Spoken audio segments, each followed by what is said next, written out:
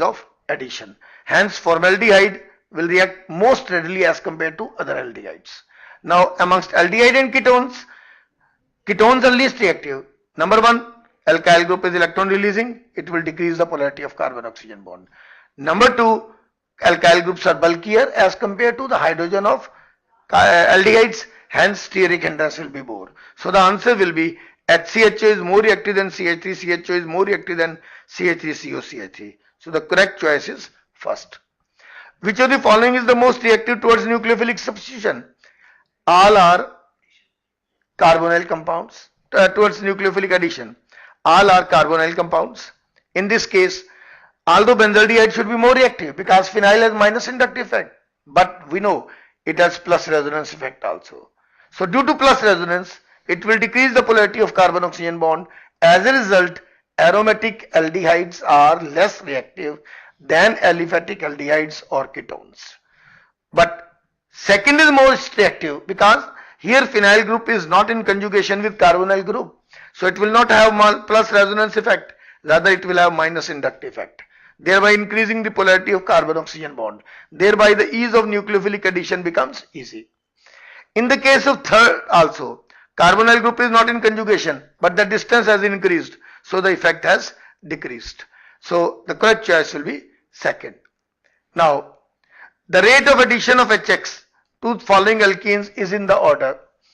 Alkenes undergo electrophilic addition and more substituted alkene will react more readily because the carbocation formed will be more stable. Hence, the correct answer will be third is more reactive than first, is more reactive than second.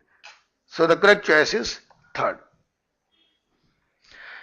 In the reaction CH2 double bond CH, CHO plus HCl, A will be formed according to. Now here the attack can be on the carbon-carbon double bond or carbon-oxygen double bond. We know HCl undergo electrophilic addition with alkenes. Now in this case the attack will not be on the carbonyl carbon, rather it will be on CH2 carbon of alkene because the pi electrons are in conjugation, so resonance will set up.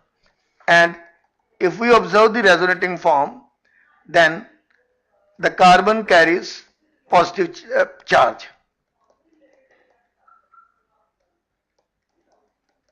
Carbon carries positive charge, so Cl will attack at this carbon. And Cl minus is a electrophile, hence it will be a electrophilic addition. If instead of HCl, HCN is there or Grignard reagent is there, then too the addition will be nucleophilic. Sorry, it will not be electrophilic. It will be nucleophilic addition, but on the carbon-carbon double bond. That is say at carbon number 3. So the correct answer will be 3 and not first. Which of the following is likely to be the intermediate in the chlorination of isobutane? Chlorination follows free radical mechanism. So the radical which will be more stable will be tertiary butyl radical. Isobutane has got primary, secondary as well as tertiary hydrogen. We know tertiary free radical is more stable. So the intermediate will be a tertiary butyl free radical. Now in the reaction there is an attack on carbon-carbon triple bond as well as carbon-carbon double bond. We know alkenes are more reactive than alkynes, but in this case the attack will be on carbon-carbon triple bond and not on double bond because the resulting product will be conjugated diene. It will be a conjugated diene. Now you can see conjugated diene is in two cases and we know alkenes or alkynes undergo electrophilic addition, hence the answer will be 3 and not 2. Conjugated dienes are more stable due to resonance. That is why you will be getting CH2 double bond CHCl, CH double bond CH2. This is known as chloroprene, which is used as one of the component for neoprene. Chloroprene is basically the monomer of neoprene.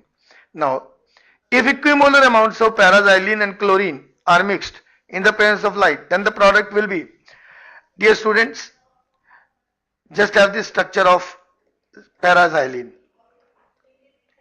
It has allylic hydrogen, and whenever there is a choice between allylic hydrogen and hydrogen of engineering, it is the allylic hydrogen which is substituted. So the product will be on the allylic position, and the answer will be second. Because if one chlorine is substituted, it will increase the reactivity of the other hydrogen. That is why you will be getting two products. Maybe that the yield will be poor because chlorine is not in excess.